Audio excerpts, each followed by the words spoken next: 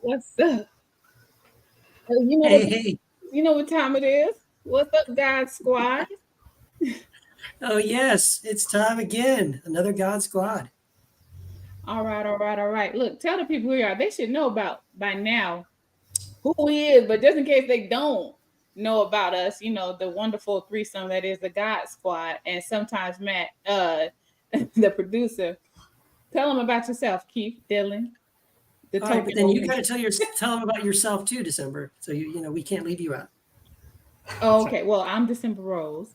I'm an author and spoken word artist with Choir, co-host of the God Squad, which also, in addition to Thursdays at 8 o'clock p.m. Eastern Standard Time, we also on Wednesdays with Tell Me Everything with John Fugelsang on Progress Radio Channel 127 Wednesdays at 10 p.m. And you could get my book if you want to, called The Church Can Go to Hell, which is on Amazon. What's up? Yes, let's see you in the comments. Yeah. What you got? Tell them who you are, Keith. Okay. Well, I'm Keith Charles. I'm the token old man, and I do another podcast called Heretic Happy Hour. I'm a former pastor. I've written a bunch of books, and yeah, and I'm glad to be here. I'm just glad to be here. And I am Dylan Neighbor Cruz, the tattooed theologian. I'm also an author of multiple books, including Theological Musings Volumes 1 and 2. Volume 2 comes out later this year with Choir Publishing. And my academic background is theology, religion, permaculture, and history. So multidisciplinary, thumping the fuckwits. Well, listen, we got a whole lot to talk about because it's a whole lot going on up in this world today, especially in these United States of America. So this week, the biggest news I would say is the news about who Vice President Kamala Harris has picked to be her running mate. What y'all think about brother, teacher, coach, sergeant master Tim Hmm. Walls? What y'all think about governor, the right governor Tim Walls? What y'all think about that? Yeah, I gotta say, I think he's a great pick. I didn't know anything about him, before the pick. I really thought she was going to go in another direction. But once I started looking up this guy and finding out about him, everything I find out about, I love him. Everything I hear is like, this guy is really, really great. He's just, he's kind of like, your dad or maybe your grandpa, depending how old you are. Um, but he's just a really nice, likable guy. He's a good person.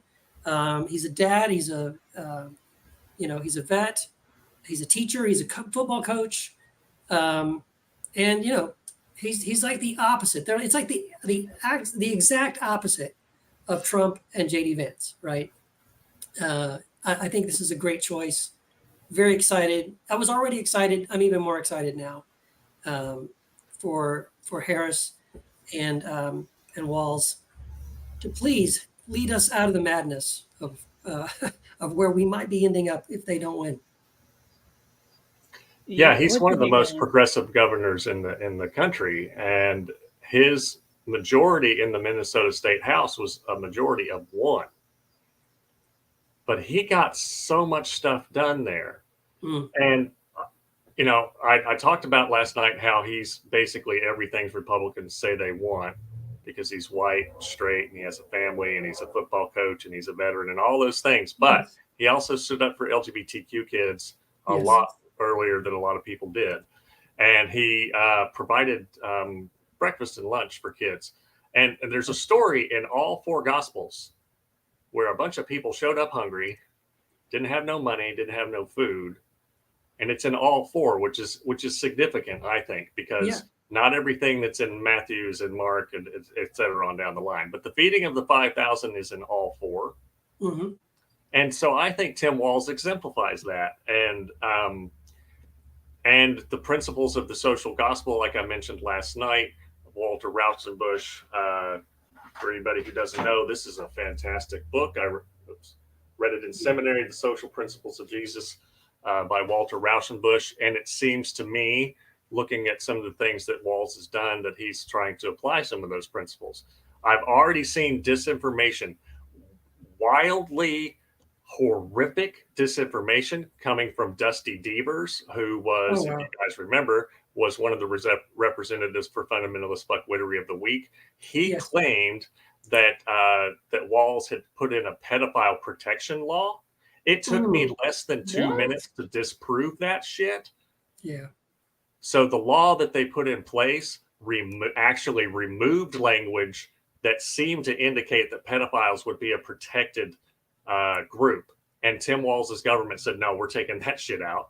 And Dusty Devers said, no, he's protecting pedophiles. Another person said that he's allowed the kidnapping of kids so that they could be taken to have gender reassignment surgery. Yeah. What the This hell? is Who believes that? Who believes that? But they do believe people that. I've people heard those people repeat that nonsense that teachers, like I've heard people say that teachers in schools are taking their little kids, in their classroom against the parents' wishes and then taking them to get like gender reassignment surgery. Like, really? No one has done that. That would be national news. No one has done that. But they believe this. It would have been on the news before now. Oh, of course. Oh, hell You yeah. would see the trial of the teacher on criminal charges doing this against the parents' wishes. It's never happened. This is the same kind of thing that Pizzagate was. It is That's just horrific, stochastic terrorism to try to incite violence against people.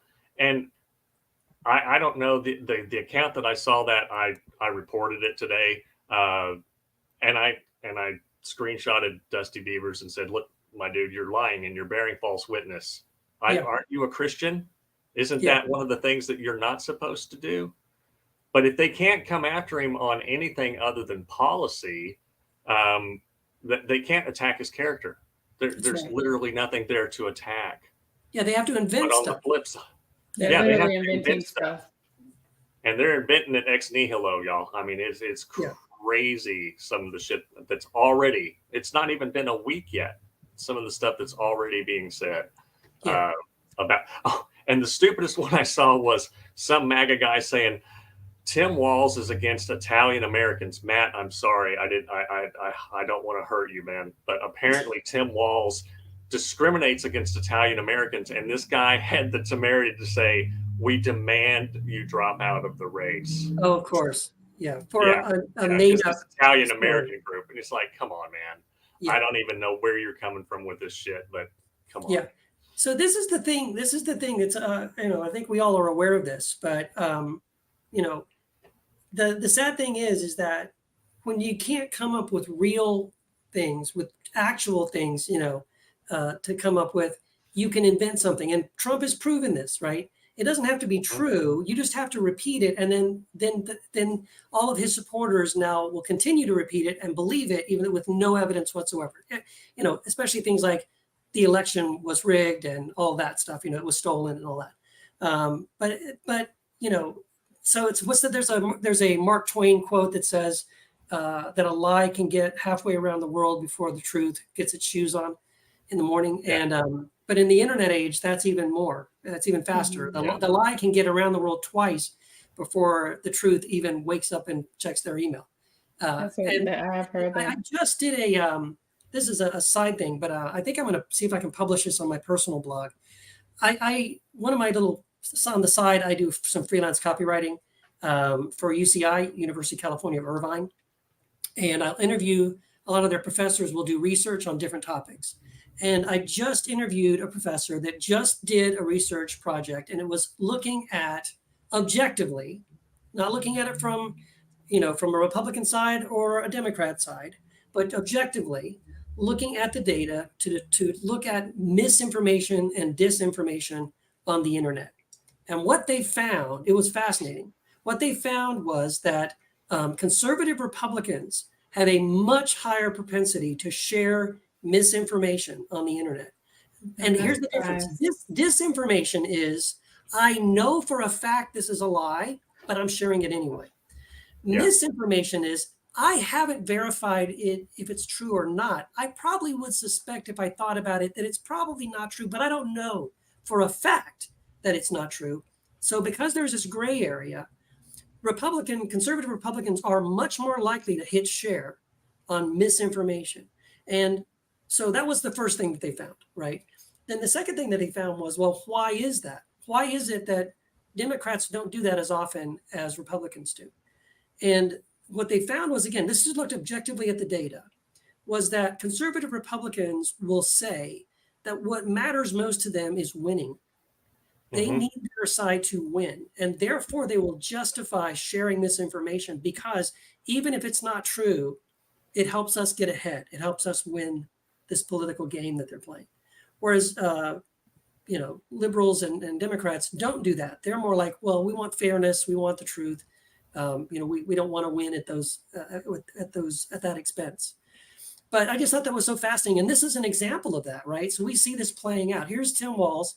There's nothing they can come out bad with this guy. Like you said, Dylan, he's their dream. He's everything they would want a Republican to be, right? He's a dad. He's a teacher. He's a football coach. He was a veteran. Like, people love this guy.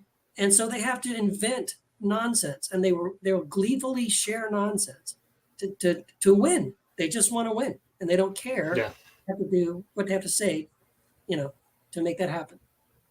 Well, they keep talking about stolen valor, right? And when I was in the Marine Corps, we had a command first sergeant, and one day they were holding a promotion for the first sergeant, and I was like, "Oh, he's getting promoted to sergeant major." And he came, and then I saw him, and on his collar he was wearing gunnery sergeant rank, which is one rank below. Ooh. And then so I was like, "What the fuck is going on?" And they said, "Well, he had been frocked." So this is a thing where you wear the rank, you get the title, but you don't get the pay. So like if he had retired, he wouldn't have got the pay. Well, they're calling stolen valor against Tim Walz because he was a command sergeant major. Well, the U.S. Army has a sergeant major's academy, and he was already a command sergeant major. But he didn't complete the coursework before he retired. So he didn't get demoted like it was he had done something wrong. And the Minnesota National Guard has come out and said he absolutely has the right to say he was a command sergeant major because he was. He had it on his collar and he had it on the damn door. Yeah. So people who aren't in the military don't necessarily know these kinds of things. But J.D. Vance fucking knows. Yes. And he knows that he's lying. Yeah. And he knows that he's just stirring up the pot, and it's disgusting.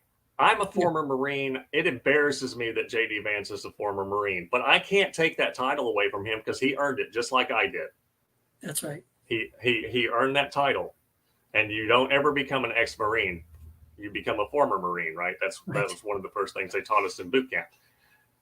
But you also don't disparage somebody who served 24 years. Now, I might talk about it from a theological standpoint, and I don't think that we should be doing that as Christians.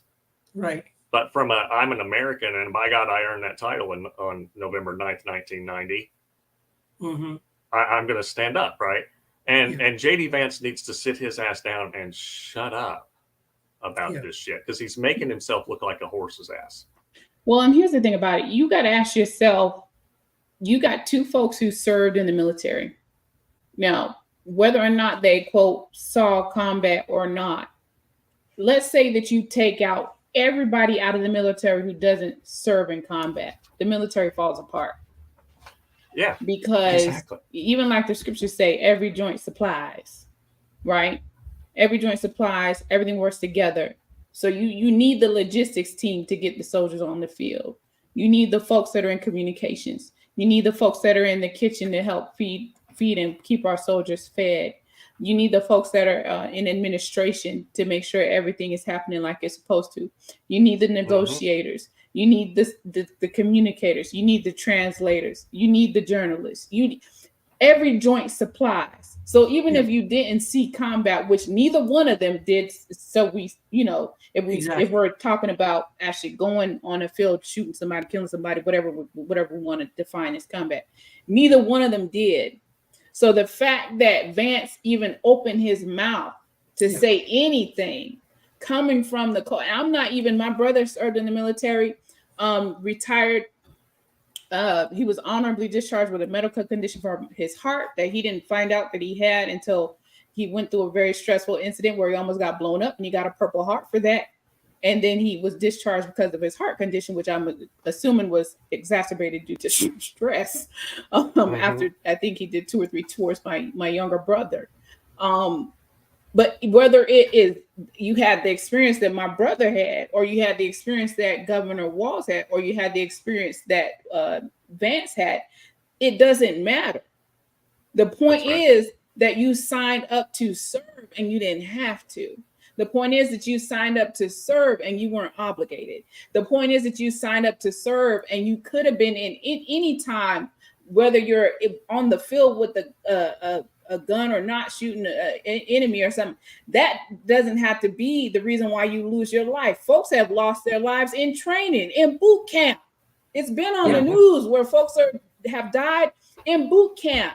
Are you going to say that they weren't honorable? Are you going to say that they stolen, their families are trying somehow stealing valor if they want to honor them because they never made it to the battlefield? I think that when you start going down the road that they're going down, you could tell it's desperation. Not only is desperation, but it's a lack of integrity. And to me, it's a level of wickedness when you know what that role entails, and you know the sacrifice, and you know what it means to serve your country on that level, on any level. All our servicemen and women are worthy of that valor, whether they stood on a, quote, battlefield or not. Because all of them, from whatever branch you're from, the Marines, the Air Force, the Coast Guard, the National Guard, the Navy, the Army, even I don't know what we call them, but our space soldiers.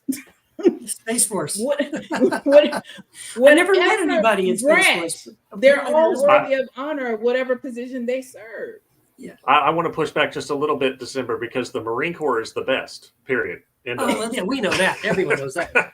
I'm gonna let you have that.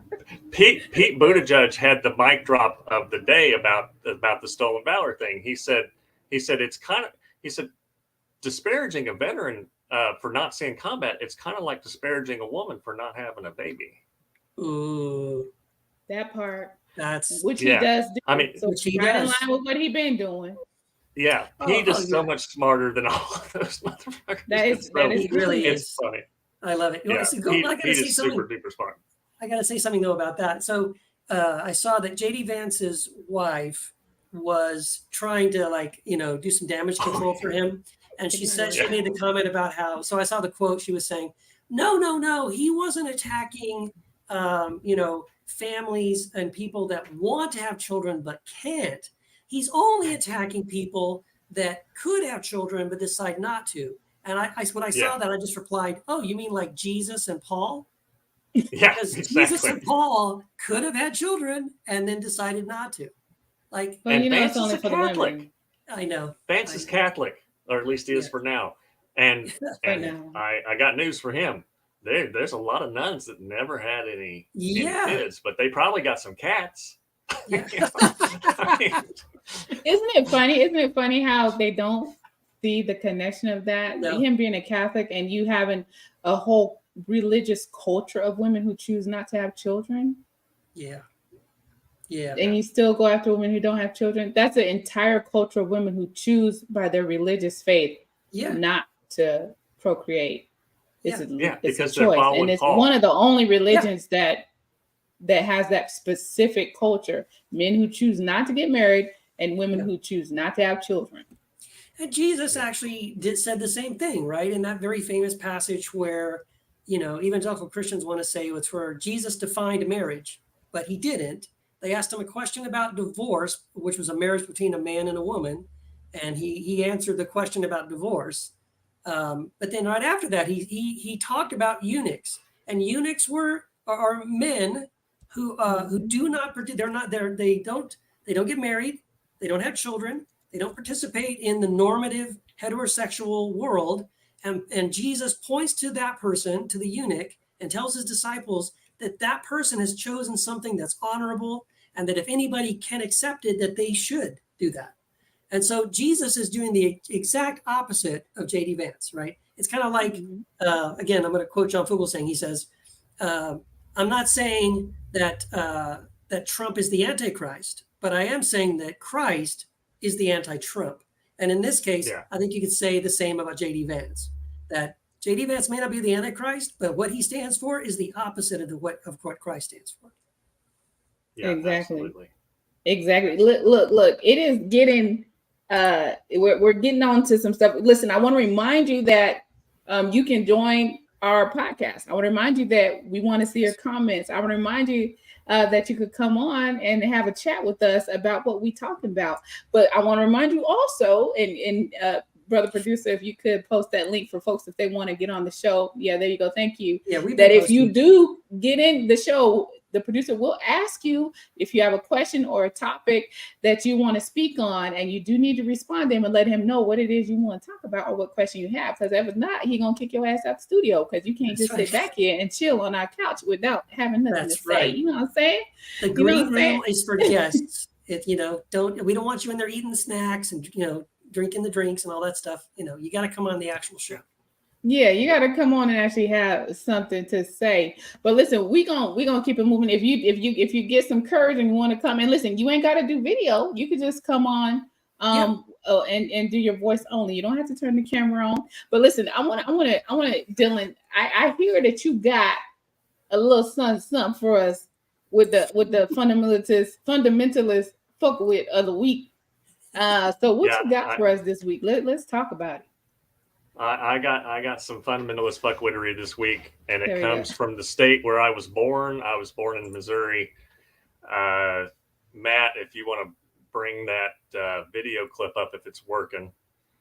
This is a young woman named Valentina Gomez. She is a self-proclaimed MAGA Republican, America First, all of that stuff. She was running for Secretary of State in the state of Missouri on a platform that makes Lauren Boebert and Marjorie Taylor Greene look sane. And she professes to be like a super Christian. So, Matt, if you want to just roll the videotape, you can roll the whole thing. I just voted for myself. It's not about blue. It's not about red. It's about doing the right thing for the American people and speaking the truth, even if it costs you your job, your reputation, or your net worth. God is great and he's always watching. Let's make America great again. Valentina Gomez. Oh, Valentina Gomez. I just voted for myself. All right. And can you bring those graphics up real quick, Matt? I want to show the world. Okay, so the first time I ever heard of Miss Gomez was the day she decided to go check out some books from a Missouri public library that had themes that dealt with LGBTQ plus issues. Now, there was probably nothing even remotely sinister about these books other than that they mention the fact that gay people exist, and sometimes those people are teenagers, and sometimes those gay teenagers might like to have sex. Just like when I was a straight teenager, I sure liked to have sex, even though the Baptist told me I was going to hell for that one. So here she is with a flamethrower burning public library books, and this is a screenshot from a video. I could only stand so many seconds of her talking like an unhinged sociopath. But then here is, good morning to all. Christ is King. All glory to our Father, Lord, and Savior. He's our rock and our fortress. God bless you all.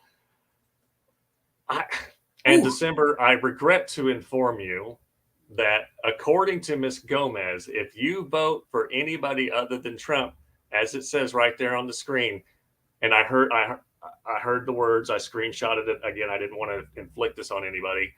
You ain't black. Oh, I didn't know that. So two Miss things. Gomez I was supposed to be informed when I became black, and now I just was informed when I stopped being black. Exactly. So Miss Gomez has pulled the black card of like 95% of America. And she does a lot of these political. She's only 24, and I know that when I was in my 20s and I was in the world of fundamentalist fuckwittery and I was a Southern Baptist, that I was engaged in fundamentalist fuckwittery. I own that. I've written about it. I've repented of it. And I have been very upfront about the kind of stupid fundamentalist fuckwittery kind of things that I was doing. So it is my hope and prayer that Valentina Gomez, at somewhere along the line, has a Damascus Road moment. And Jesus is like, yo, what, girl, what are you doing? Yeah. With all this Hold your cosplaying breath. with your machine guns and shit, and trying to act like that's what this Jesus thing is all about. What are you doing? And she uses anti-gay slurs very prominently in her videos. Yeah, I She did actually drops see that. I have seen her use the some Yeah, very she drops the F word, and then she has a website called don'tbeweakandgay.com. I went to it today. There's nothing there yet. But the centerpiece of her entire campaign for Secretary of State of the state of Missouri was homophobic MAGA bigotry.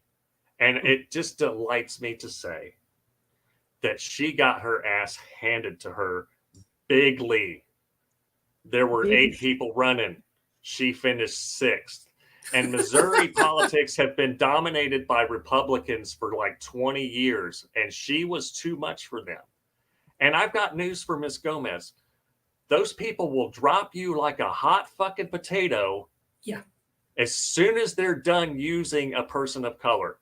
They do not care about you. They care that you're spouting their message. They will turn their backs on you lickety split. Lickety split. So for all of these reasons, her hate-filled bigotry, her self-aggrandizement, and I would like to remind her that Luke 14:11 says everybody who exalts themselves will be humbled, and she just got humbled. So there you go. Valentina Gomez, congratulations. You are our representative for fundamentalist fuckwittery of the week. And girl, please go get the help you so clearly need. Talk to a therapist, because that shit's not normal. It's not normal. Yeah. Well, it doesn't feel like they're just playing a role. You know what I mean? It's kind of like, okay, hey, I'm interested in running for office. I want to run as a Republican. So what's the template? What's the pattern? What do I have to do to win votes? Well, I just have Kelly. I got to be like Marjorie Taylor Greene. I got to be like Lauren Boebert, right? I got to be like these over the top people, like taking a machine gun and shooting up a bunch of beer, or I'll get a flamethrower and I'll burn a bunch of books, and hey, that'll win me votes. And the scary thing is, a few years ago, that would be all you need. It would have worked, right? I'm very glad to know that this time it didn't work, and that she finished almost dead last. I think that's awesome. Yeah, I mean go ahead, December.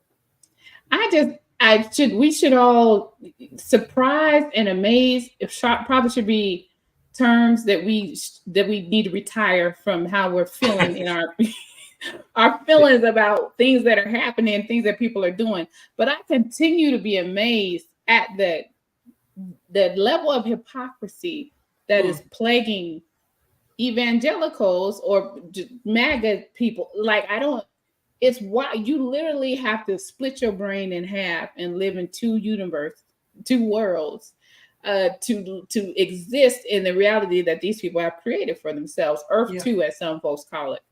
Because you can't, where is Christ in all of that? Where is he at? Where is he in any of that? And if you're burning, you said she's burning the public library books. They weren't her books. They were literally property of the library. Yeah, you think that's a crime. That's a crime. But I guess that's okay, because it's for, so what would she say if I was burning the books? If I I checked out all the books by Trump and anyone that was supporting Trump and any of the right wing folks, and then I set them on fire, I'd be a criminal though if I did it. Oh yeah. Of course. You know what I'm saying? Well, the level of hypocrisy is wild. It's wild. Yeah. Well, here's the thing. I spent again a lot of time on her page today, and it is as bad as you would think, right? But she says that she's against pedophiles and that pedophiles are scared to death of her, but she supports Trump. And she said that she stands in support of Andrew Tate. Now, come on, girl. Are you really that thick? And she is hobnobbing with Jack Posobiec, who we talked about last night on the show, because he wrote a book that's basically worse than Mein Kampf, according to the journalist who read it. Yeah. The only thing that looked like Jesus was when she was saying Jesus is Lord, but Jesus said, if that's all you're doing, that's your reward. Yeah. That's it. You got it. If you say Jesus is Lord, but you don't do the things that I've said, right, then I don't know you. And that's exactly right. Yeah, it's exactly and right. I want to address this comment by Bill. It says, when raised to believe that God is an abusive father that needs to have everyone punished, MAGA is convinced they're just following God's. This is very important. There's a clear line and thread that you can draw through this ideology, this type of theology, straight through the MAGA evangelical. And I know, Keith, you have a book that deals with specifically with that. Yeah. That whole mindset and perspective of God as an abusive, overlord father that you're not worthy of, and you constantly have to repent and ask for forgiveness. You have a series of books, but the one that specifically kind of addresses this. Yes. Yeah, I do have a book. It's called, it's in that Jesus series that I wrote.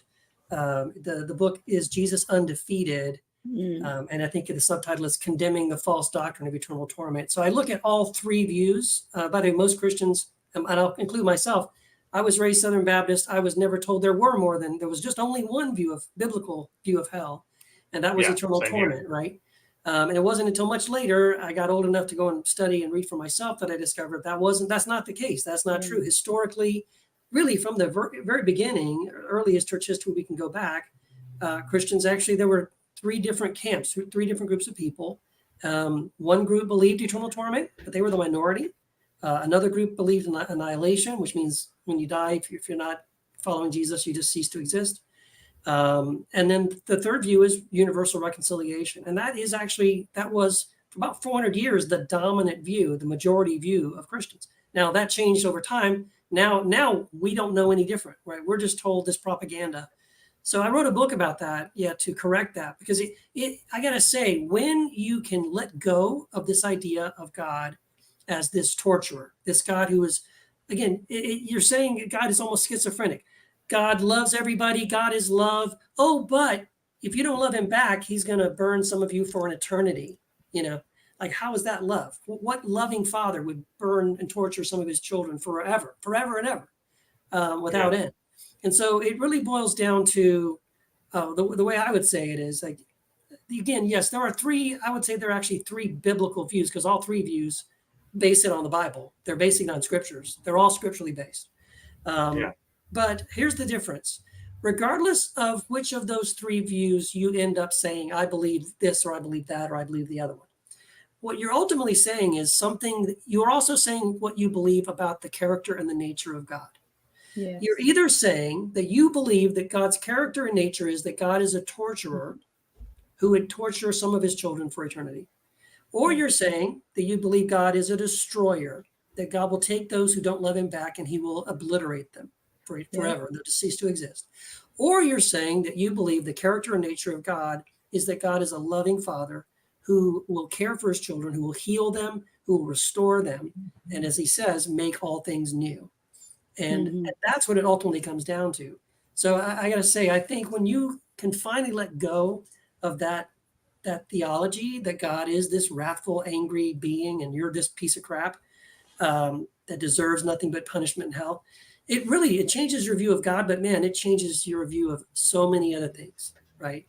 For me, I was able to treat other people as other human beings. I could just see someone, instead of saying, are they a Christian or do they believe what I believe? I could just say, I don't care what they believe. They're a human being. They're made in the image of God. They're loved by God, and just like me and everybody else. It makes a big, big difference. Yeah. Yes. And those aren't even the only three that are in the Bible. That's right. And in the Hebrew Bible and in Ecclesiastes, it says that once you die, you're dead. Yeah. And you go to Sheol, and it doesn't matter if you lived a righteous life or an unrighteous life. It is a completely different viewpoint in the Hebrew Bible, and it didn't change until some Greco-Roman and Persian influences started to filter in. Right, and that's a other great words- point. Yes, sorry, that's a great point. The Hebrew Bible never breathes a word about eternal conscious torment. Like if that's what God was planning to do from the beginning, it's kept slipping his mind. You know, he forgot to mention that for a couple thousand years. You know, come on. You see, and this is the no- part where people who don't do research, Yeah. you know what I'm saying? Because even I'm learning in my deconstruction journey, even I'm learning things, because when you start to ask questions, then you start to see things, you start to see answers that it's not that they weren't there, but it's hard to see what you're not looking for. That's right. And it's hard to have an answer to questions you're not asking. And the one thing that bothers me the most about most Christians is they don't ask questions, which means they're just accepting whatever dogma, whatever ideology, whatever opinion, because usually it's 99% opinion that's coming across that pulpit from the preacher. It doesn't matter if he's educated or not, or she, or whatever, just whatever their opinion is. And a lot of them preach their own convictions versus scripture. A lot of them preach their own opinions versus the gospel. A lot of them preach their own understanding, and most times misinterpretation and purposeful misrepresentation of the scriptures, especially when it comes to oppression. The Bible has always historically been used as an oppressive tool. Yes. Even before the Bible was the Bible, the scribes and Pharisees used the scriptures, you know, or the history of the prophets and things like that as oppressive tools. You know what I'm saying? Even that, Jesus condemned that, and was it in Matthew? Is it whatever the scripture where he says, "Woe unto the Pharisees and Sadducees that place the burden on the people." And you know, he goes on and he says, "Woe unto them," and he's going down the line. The most rebuke that Jesus ever had was for the church. It wasn't for the people. Yeah, that's right. It wasn't for the people. And yet you could throw a rock and hit any church on any corner in this country on a Sunday morning, and you're going to have a preacher up there shouting and sweating fire and brimstone, condemning the people that sit in front of him or her. Yeah. What were you going to say, Dylan? Well, I have a quote that I wrote down from Rauschenbusch that goes right in with what you were just saying, December. So I'm going to read it. It says, Jesus passed by all ceremonial and ecclesiastical requirements and put his hand on love as the central law of life, both in religion and ethics. Whoever demands love demands solidarity. Whoever sets love first sets fellowship high.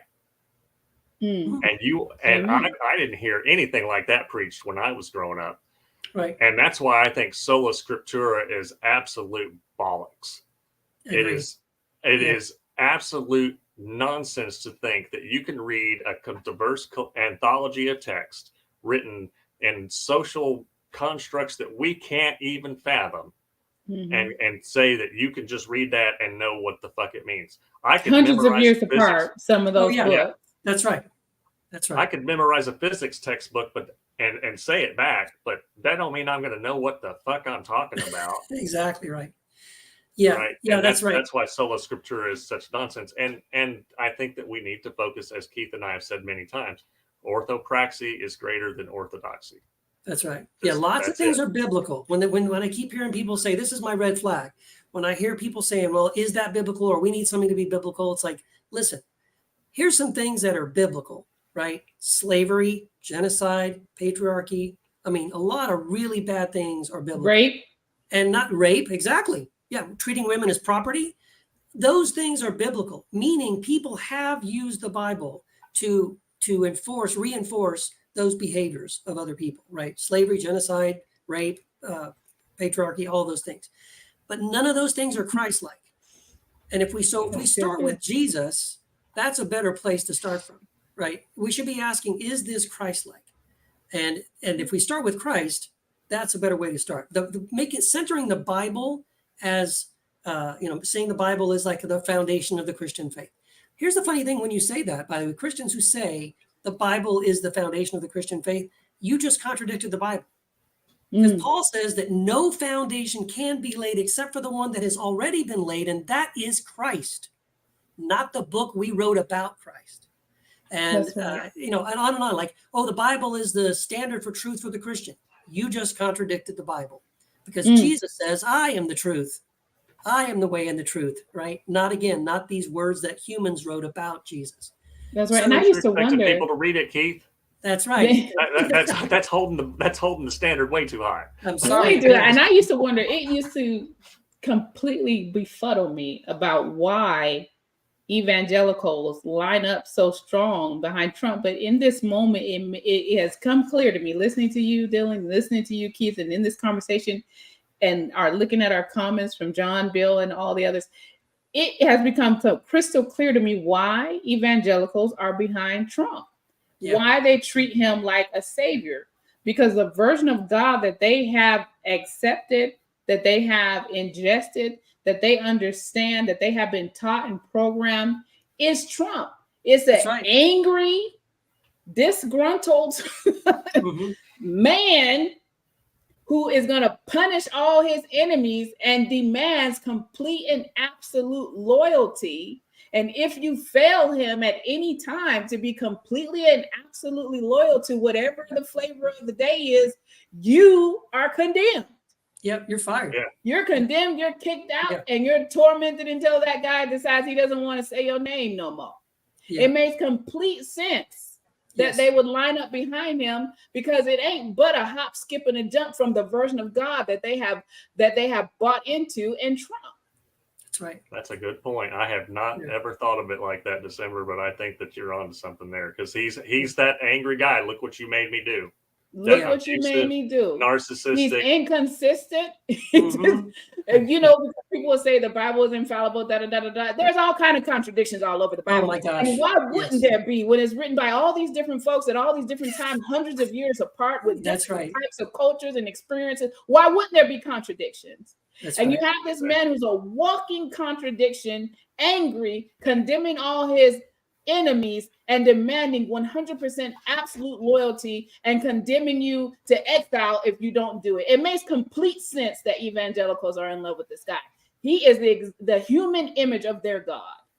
That's right. Yeah, he ain't the human image of their Jesus, though, and that's they don't know Jesus, but he is the human image of their God. They use Jesus' name. Jesus is a mascot for them.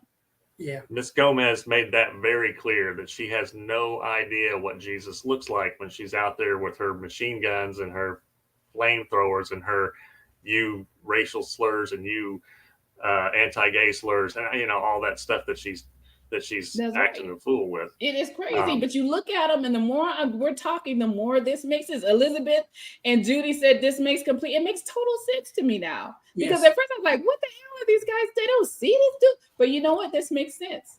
It is not, it's a thin line between Trump and the version of God that they subscribe to. That's exactly right.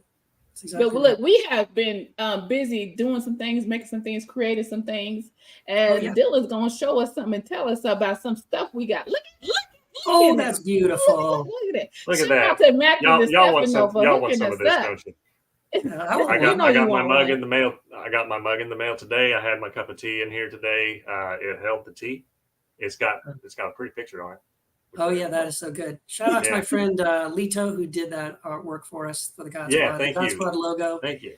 Yeah, there you go. Look at that beautiful merch. If you're watching us on video, we are showing you our Redbubble page. I was just about to say that, December. Oh my God. Roll that beautiful bean footage. That's right. Yes. Yeah, look. You got, listen, rep the squad. Go on and get your mug, your t-shirt. Go on and do it. And we're doing something special with the sales from this. Keith, you want to tell them about, because ain't none of us trying to get rich off this stuff. Keith, you want to tell them about how we're handling our proceeds from our sales, from our merch? Yeah. Well, what we talked about doing was that. Why are you showing us that shirt? Because Bill wanted to know. My shirt is a Dungeons and Dragons shirt, Bill. It's got a D&D 20-sided dice. It says Jesus saves, which means he made a saving throw. Everybody else roll for damage. Got it. It's quite funny. Yeah. So, but for our God Squad merch, if you buy a hat or a button or a t-shirt or a mug or any of those things, a hoodie, what we talked about doing was we want to donate the profits that we make from the sales of the merch I think we're going to rotate, right? We would choose a different charity every time that we can feature, like once a month, and say, hey, all the sales this month are going to go to this organization or that organization. And it gives us a chance to, take a moment on the show and focus on groups that are doing really good work, that are helping people, doing the things that we say that if we're following Jesus, we would want to do. And so that's our plan. We haven't decided yet. We just kind of got the thing launched. So we'll let you know in the next couple episodes. We'll tell you where those proceeds are going to go this month. That's right. Yeah. But if you're in the Facebook group, if you go to godsquadpod.com, that's our Facebook group. We'll post the link in there, and you can grab your God Squad merch. Look, Kelly said this makes sense in a terrible way. Listen, I love that description of it. It makes sense terribly. It does. Trump as a version of God they embraced. Yes. Retributive, angry, punishing, condemning. It didn't make sense to me until just now, Kelly. Mm-hmm. It made sense to me now why evangelicals are so loyal to this guy. It is a very thin line between him and the version of God that they have embraced. Right. And that's angry, father-like figure who you must be completely subservient and loyal to. And if you fail in any manner of that, you are condemned and exiled. Right. And then it kind of also then makes sense why then they will turn around and write worship songs to this guy. Right. Yes. And treat him almost like a Messiah, because there is a religious kind of a thing going on that I don't even think they're aware of it. I remember I just last week I was watching one of those like where they go to the MAGA rallies and they interview the different wackos at the rally, and there was an older lady there, and they were interviewing about it, and he was asking her, are you going to vote for Trump? And she said yes, and she stopped and said, I don't know what it is about him, but he just has something, And I was like, see, they themselves don't even know why they don't know that he has such control over them, but they do recognize that, man, he really can just get away with so much. He can say anything and we'll still support him. And there's something really weird going on. It could be Dan. Dan said, could this be the great falling away? Look, yeah. Oh, no. The scripture said we don't know the day or the time, but hey, we might be rolling up on the day and the time. It fits, though. It fits this idea, right, of this guy that will come and will deceive even the elect and all that, right? Now, I don't believe that end time stuff is going to happen. I think all that happened a long time ago. But at least it does give us a pattern, right? It is saying that this is the kind of thing that can happen. And we as human beings, we've fallen for this before. This happened before a long time ago. It's happened many other times throughout history.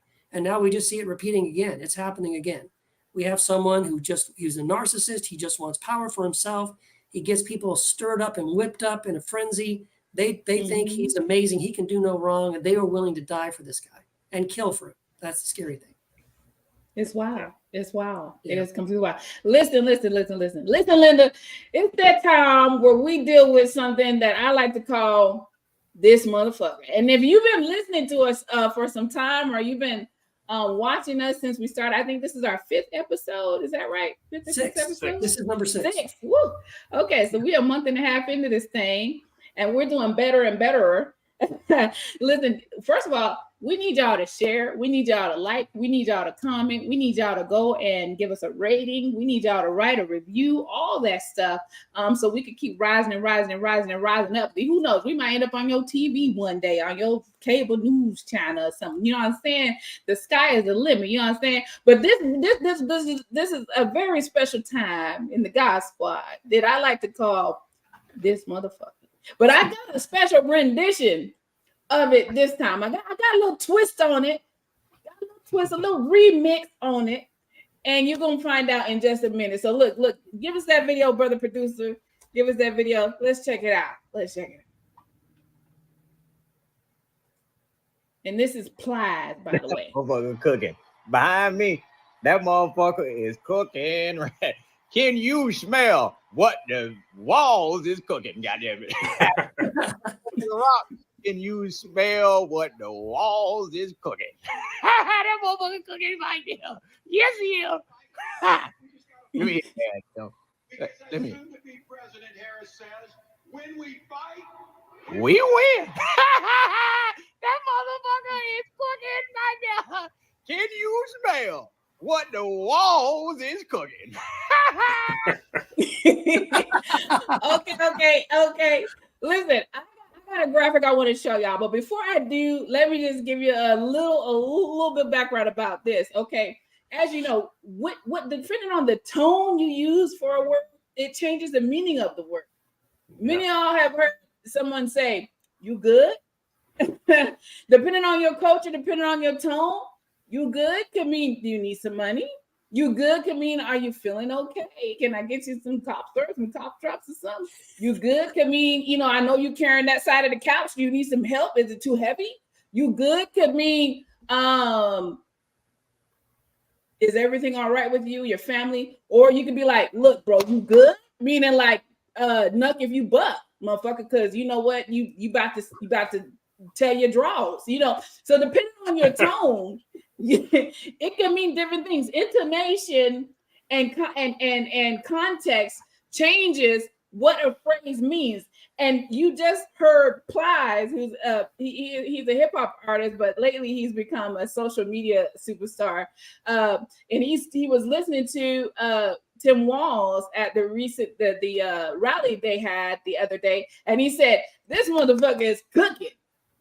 Well, he said that motherfucker. He said, "You hear that motherfucker? That motherfucker Walz. Do you smell what the Walz cook?" And he said that motherfucker. And I wanted to do a contrast between Trump and Tim, and we're gonna call this little version of this motherfucker versus that motherfucker. So if you could put up that graphic for me.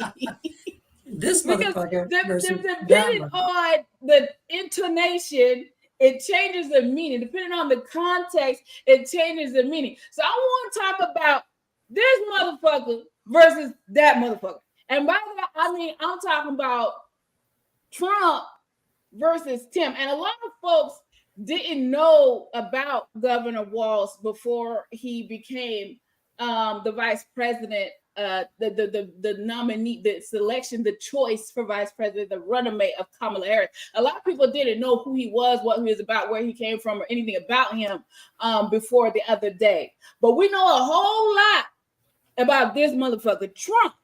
What do we know about Trump? Well, we know he got 5 children by 3 baby mamas. That's what we know about this motherfucker. But what do we know about that motherfucker, Tim? What we know about that motherfucker? He got 1 wife.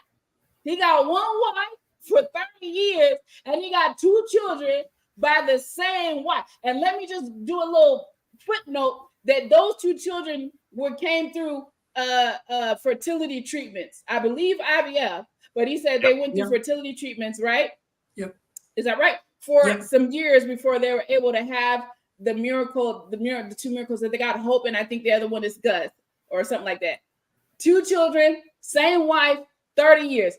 This motherfucker versus that motherfucker. Okay, you got this one guy over here who cheated on all his wives, all of them. Okay, in our community, say all of them, cheating on all of them. Okay, including Melania while she was pregnant.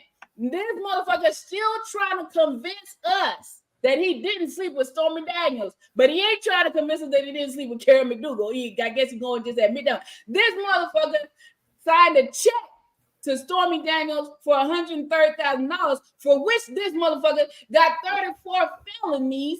Okay, also got his record, 34 felonies, got a fraud charge, had a fraudulent university and all kind of other stuff he was doing. Also has been convicted of sexual assault. This is an adjudicated rapist with 34 felonies and fraud convictions. And that's this motherfucker, okay? That motherfucker over here, Tim Walz, served 24 years, okay, in the Army National Guard. Okay, he'd been a member of the House of Representatives from 2007 to 2019. He is the governor of Minnesota. Okay, and I think they were saying that he's only the 2nd Democratic governor. Is that right? Mm.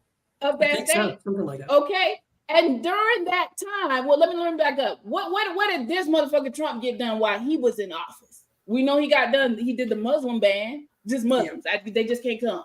Whatever the case. Okay, we know he stacked the courts on purpose to overturn Roe v. Wade. We know that he gave tax cuts to billionaires, and he's promised more tax cuts. Okay, we know he attempted to steal an election. We know he incited a coup. We know he stole government documents, hid them, lied about it, and is now attempting to get immunity for it because he stacked the Supreme Court, which decided he should get immunity. Let me just pause. Can you imagine if Barack Obama? Yeah. I want y'all to just pause for 1 second. I'm going to get through this right quick because the time is getting late. But can you imagine if Barack Obama had 5 children by 3 baby mamas, said on tape that you could just grab women by the pussy, okay? If he was nothing but an entertainer before he served, never any public service, okay? If his ass got in office and did what Trump did, if he brought his family into office and put those people in positions, and those people got billions and millions of dollars in loans from foreign countries, if he left office in an unpeaceful way and incited a riot and a coup, if he took a bunch of government documents and took them to his private residence, stole them, hid them, lied about it, do you think that this Supreme Court would give him immunity for any one of them motherfucking things? If you do, I got a bridge I can sell you. I also got a Ponzi scheme that I can get you in on too. Okay? That's Trump's record. That's who this motherfucker is. But let me tell you about that motherfucker Walz.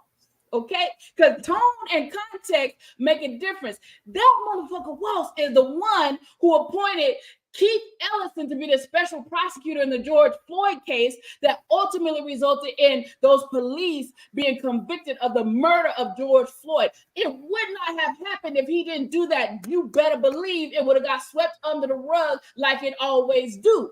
Walz signed legislation that limits probation of 5 years for most felonies except those that are sexual crimes and homicides. He made phone calls free for prisoners. He legalized marijuana. Look, I don't smoke, but I know that'll make some of y'all happy, okay?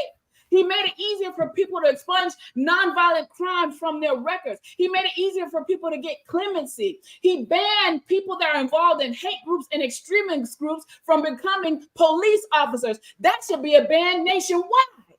Okay, while he was governor, he gave $300 million to cities, counties, and tribal governments to spend on law enforcement, okay, to see how they could get community violence down and community violence prevention down, victim services, prison reentry, homelessness assistance, restorative justice. This is what he helped them to do with the money that he gave. He voted to restore rights to felons to vote that were no longer in prison. That alone gave 50,000 Minnesotans their right to vote back. Do you understand? Another thing that he did was establish a law that gave kids free breakfast and lunch for school. Do you understand what I'm saying? He made it a law that you automatically get registered to vote and at 16 and 17, you could pre-register in advance so that you could be ready to vote when you turn 18. This is what that motherfucker Walz has done. You understand? And when you just put the record of Governor Tim Walz up against the record of former President Trump, it ain't no comparison.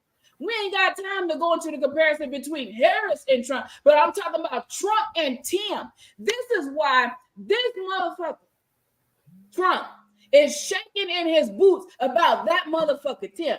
I think this motherfucker Trump is more worried about that motherfucker Tim than he's worried about Kamala Harris. He claims that he's so excited that they picked Walz for this reason and that reason, but you could always tell when Trump is lying. You can take the graphic down. You could always tell when Trump is lying. First of all, he always do this with his hands when he lying. Okay? He got to tell when he's lying. He lied today talking about the crowd size for Martin Luther King speech. His crowd size was bigger than. Did that fool say that today? Did y'all watch? Yes. Yes, he Oh, did. yes, he did. Did y'all watch that train wreck dumpster fire of a press conference this fool had in Mar-a-Lago today? Did y'all watch that shit? I saw enough of it. Look, Judy said the contrast couldn't be more stark. What do y'all think about this motherfucker Trump versus that motherfucker Walz? See how you just gotta change the intonation and that motherfucker Walz? I don't think Harris could have done a better job than that motherfucker Walz. I really don't. As far as Now, could she have picked somebody that was going to help her win a battleground state? Yes, but I believe she picked the person that would make the tent wider. Yeah. And in my personal That's opinion, right. she picked the person that could expand the reach of the party the most, even if they don't switch sides from Republican to Democrat, even if they don't switch sides from independent to even if they don't come all the way across the fence. She picked somebody that they could relate to. And for whatever they're trying to pin on him, it ain't gonna stick, because this guy is, everybody knows somebody like Coach Walls. Everybody knows somebody like Mr. Walls, the teacher. Everybody knows somebody like Neighbor Walls. Everybody knows somebody like this. This is an honorable man who has served his country honorably, who has served his government honorably, who has served his community honorably, and who I believe will serve the nation honorably as vice president. I'm talking about that motherfucker Walls, as Clyde said. What y'all think about it? I mean, well, yeah, the person who said that the contrast couldn't be more stark, it's like one is a pile of dog shit, and the other one is a corn dog at the state fair that you got, and then you saw Tim Walz there because he's there holding a pig or something. Meanwhile, Donald Trump is over there just spewing vile, racist, hateful excrement out of his mouth the whole time. And, I mean, it's literally like night and day, or a parallel universe. Like in this universe, this is a competent politician, and then over here you got a grifter. And James Cone wrote a book about what would have happened if Barack Obama had done all the same things that Trump had did. It's called The Cross and the Lynching Tree.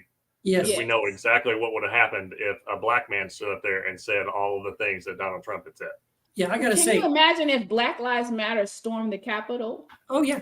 Oh my God. There would have been blood all over them steps. Yeah. If Obama had done even one of the things that Donald Trump has done, just one, right? So you just did this long list of things that Donald Trump is guilty of, right? So let's say that Obama, like your example, had multiple kids from multiple baby mamas. Well, they would never let it go, right? Oh, look at this horrible example for black people. Right. Went off on him for wearing a pantsuit. They would never let you forget it. But if he, stole a bunch of documents, or if he incited a riot, like you said, Black Lives Matter, stormed the Capitol and killed a bunch of people, or that would be it. That would be the end of it, right? Any of those things. If he just did even one of those things, if he was found guilty of not just 34 felonies, one felony. Yeah. That would all it would take. Yeah. He would have never gotten vetted.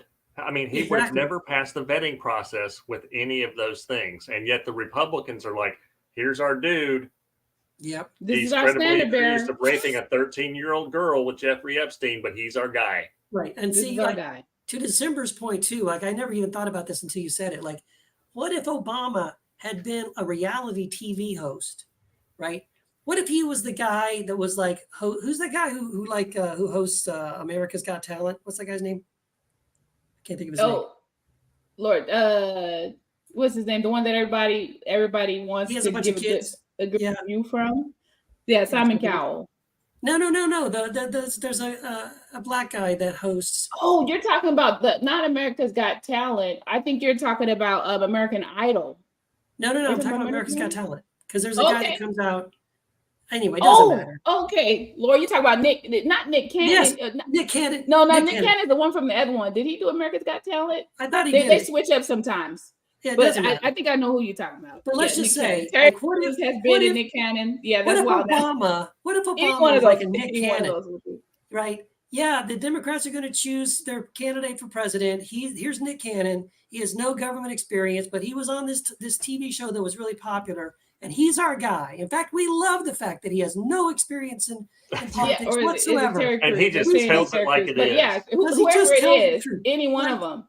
Come on. Yeah, that's it. No public record, no service, no nothing. A bunch of a batch of children by a batch of women in the tabloids for years for sleeping around with all these different women. Of course, No, could he have ever gotten? He would have never gotten past go. And see, here's the thing too, that alone also proves, like, for a lot of white people that don't believe that white privilege exists, What we There we just go. did was prove to you that it does, because we all know that Obama or Terry Crews or Nick Cannon or like, if all Or their any if all brown their- or black yes, person. any person of color, if their only credential was, hey, I was on this really popular TV show for a while, Yes, batch. you know, Yeah, in the batch bitch. 90s or early 2000s, and now I should be president. No, that would never happen. But it could happen with Trump. That was good enough for Trump. It's good enough. It's Yeah. good enough. Yeah. Well, look, he said Ann Coulter told Vivek to his face she wouldn't vote for him. No. That's right. She did. That's He exactly brown. because she said, because you're Indian, right? Mhm. Because you're Indian, not because you're a great. She was, I like everything else about you, but I couldn't vote for you because you're Indian, because you're brown. And that That's the says same everything kind you of need to treatment say. that what's her name, Gomez, will get too. That's right. That's right. Same time, keeps up she with is the this. treatment she got with her crazy ass self. And isn't Ann Coulter is Ann Coulter the one? Oh no, it might have been the other heifer that said she was like that war against Christmas and you guys don't worry, Santa is white. Oh no, that was Megyn Kelly. Megyn Kelly. Oh yeah. And then later she said well, she Megyn was Kelly's joking. just as much a white supremacist as Ann She Coulter. really is. Yeah. Yeah, I mean. But listen, that the context matters, and so I just want to do a contrast between this motherfucker and that motherfucker. You know, That was because beautiful. sometimes that motherfucker been cooking, like Plaza said. That motherfucker cooking, and he is cooking. Okay, he is cooking on that stage with Kamala Harris. But hopefully, we got some good news. What you got for a key? Oh, we got some good news this week. We do have some good news. I have one piece of good news that I don't have a graphic for, but you should know this if you don't know it. I just found this out today. That ABC News has confirmed that there will be a presidential debate between Kamala Harris and Donald Trump September the 10th. Mark your calendars. I'm telling you, I would pay $100 to watch this. I think it's going to be so great. She is just. We're going to have Super Bowl level viewership. I'm telling you, like international viewership. Have you guys ever seen a dog like really just go after a stuffed animal and just like, shake it and like just rip it to pieces? That's kind of what I think is going to happen. This is just going to be bad news. I think it's possible that Trump will not even make it all the way through. That at some point he'll storm off. You might be right. And walk away. That's a fair shot. That might happen. Somebody from his team will come and pull him off stage. Exactly. They're like, hey, let's go. Let's pull this thing. They did that at the NABJ. They did. They pulled him. Exactly. Yeah, for like 11 minutes. This is not going well. Yeah. Abort, get out. Abort mission. Abort mission. Retreat. Run away. This is the one abort that we Did you have any other good news? right here. I thought you had something else. Yeah, no, but I got something else. This is really good news. I think there might be a graphic for that, or I sent a link to this. So this was really good news. This happened a couple of days ago. Ron DeSantis in Florida had there it is. So he had something where he had wanted to take away trans people's rights. And this basically just got overturned by the courts. So it says last week, a federal judge overturned Florida's restrictions on gender affirming care for state employees, referring to the insurance program in the state as facially discriminatory. And I'm going to read from the article. It says that Judge Mark Walker of the District Court for the Northern District of Florida, Tallahassee, stated in his ruling that the restrictions are a Title VII violation. Title VII is a provision that is from 1964 from the Civil Rights Act that restricts discrimination on the basis of protected characteristics, which include race, sex, religion, and national origin. And in 2020, the Supreme Court ruled that Title VII applies to anti-LGBTQ plus job discrimination because such discrimination is impossible without taking sex into account.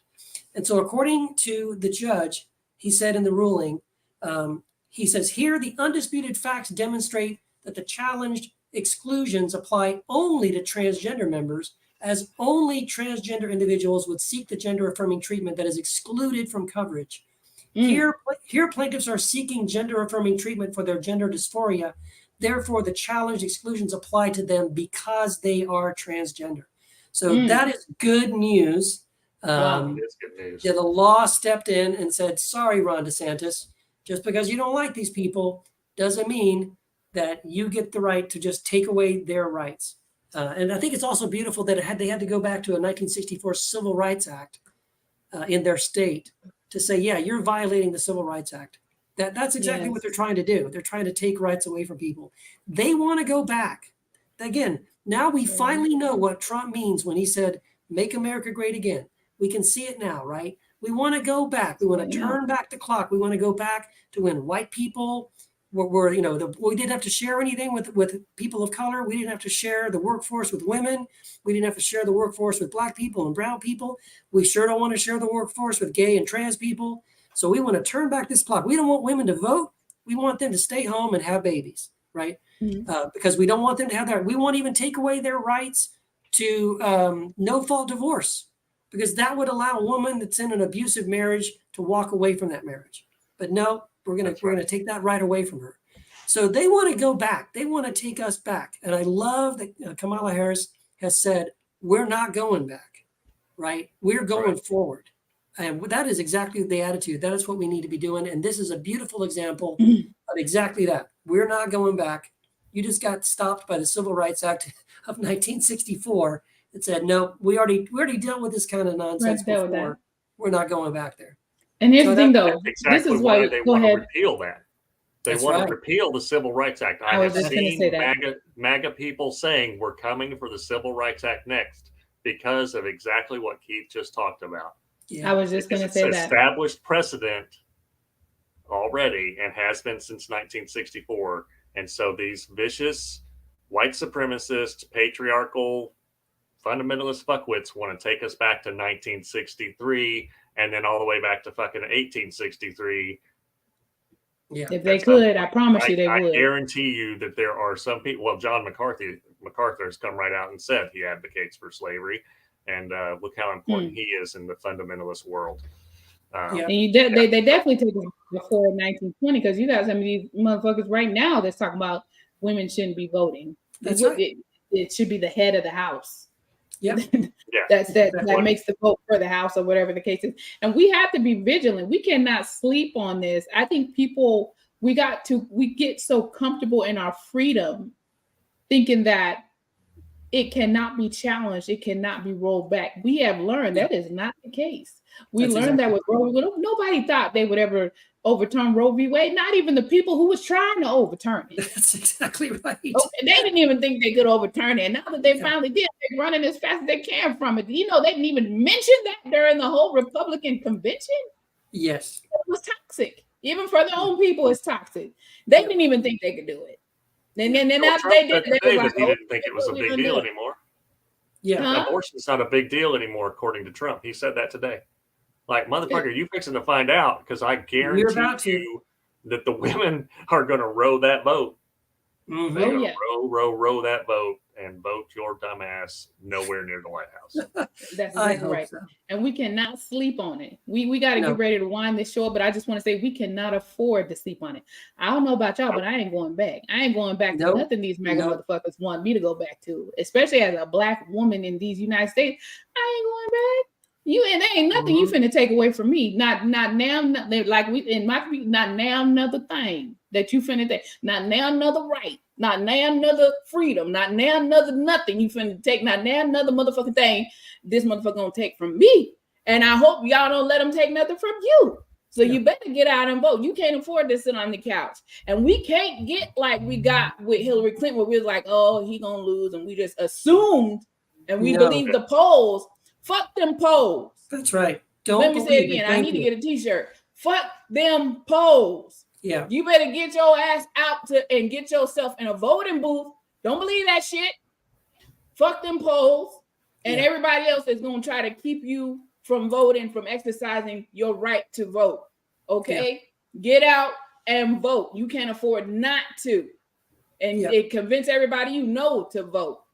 You know what I'm saying? Because they will roll this shit back if they can, but we're not going back. We're not going back. Okay. No, thank you for saying that, December, because I think that is always a danger. Like, I always kind of get nervous when I see, like, I get hopeful, right, when I see the poll numbers that show Harris moving up. that Kamala Harris is like, oh wow, she's beating Trump in some of these battleground states by a couple You of can't points. trust that. I get excited about it, but it also at the same time it makes me nervous. It scares me. Yeah. Because what I'm afraid of is that they'll look Get at that and say, complacent. oh look, she's winning, Yeah. so I don't have to go get out of my house and get in my car and drive down the street and stand in line and make my vote, because look, according to the polls, she's already won. Don't believe those polls until you vote and you certify that vote, and we know for a fact that she has won. She has not won. So we because need it's every the vote. damn thing until the end of the matter and the votes is counted. And That's right. Trump has taught us that it don't mean a damn thing after the votes is counted. If the laws is not on your side, if the courts is stacked up for your favor, that don't mean shit either. So you That's got right. to vote. We got to vote, and we got to send such a resounding message Yes. this time around.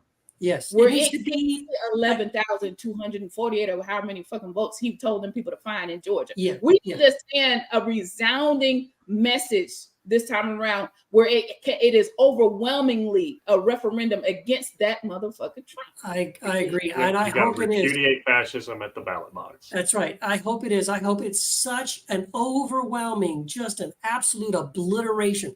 Like, you guys remember, I'm old enough to remember when Ronald Reagan, right? I think it was his second election. He was such, it was like he won so far ahead. Like, it was just destroyed.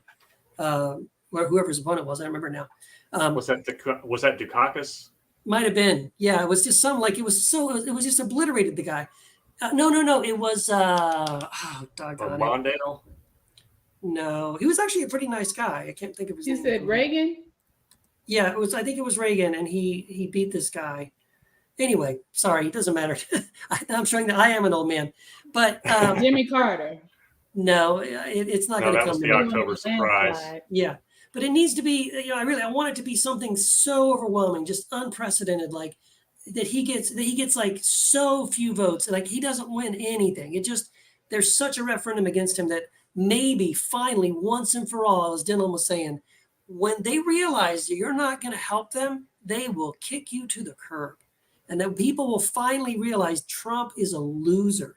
He's just a loser. He lost the last time, and he's going to lose again. And anybody associated to him is also going to lose, because everybody is sick and tired of their bullshit. I really hope we need to send that kind of a message. And I think we have a chance to do it. We can do it. We can do it. All we got to do is show up. That's all we got to do. That's all we go. And on that note, thank you all for showing up for the God Squad one more again on this Thursday evening. And listen, show up for us if you can on SiriusXM on Wednesdays at 10 p.m. on Tell Me Everything with John Fugelsang on the Progress Radio channel 127. You could tune in to Tell Me Everything with our boo, well, my boo, you know what I'm saying, John Fugelsang. Tell Me Everything. Tune in there and join us here. Wherever you watch social media for our podcast with the God Squad Pod. Listen, I want to remind you again that we have merch now, so you can get that. We got cups, we got t-shirts, we got hoodies, we got all kind of stuff at redbubble.com. You see the link up there. So please go ahead and support that. We are donating the profits from our merch sales to charity. We're going to pick a charity each month to donate to. If you have a charity that's near and dear to your heart, feel free to let us know what that is, and we can check it out and see if your charity could be selected as one of the charities that we donate our proceeds to. Thank you, Judy. Thank you to Dan, John. I'm probably getting in trouble saying people's names, but all the people that have tuned in today and have tuned in every week. Bill is faithful. Thank you to watching our show, and all those who are faithful to watching our show. Elizabeth been on there, Jim and Amanda Davis. I'm probably gonna get in trouble saying names. I missed somebody out, but just thank you everybody who listens and tunes in and gives your ear to us of what we're saying. Hopefully we said something that would encourage you, that would inspire you, that will laugh, that would give you hope, that would give you joy, that would give you insight, that would give you understanding, whatever the case is. Hopefully this is time well spent for you, because it's definitely time well spent for us. But that's it for tonight on the God Squad. What y'all got to say on the way out the door? Y'all got anything to say? Well, thank you, everybody. Yeah, thanks everybody, and peace be with you all. Yeah, thank you for listening. Hey, and you can tune into John Fugelsang's show if you have SiriusXM right now, because as we're ending, he's starting his show on SiriusXM. and then we'll. That's yeah. right. Bill said, "This is my church." I hear you. Look, you got a pastor, an assistant pastor, and you got a deacon, the Right Reverend Deacon Theologian Dylan Ever Cruz attached. Look, this is one interesting church, and we're glad you're a member. Thank you. Yeah. All this right. was Good a lot of night, fun. y'all. Yeah. Thanks, See everybody. y'all next week.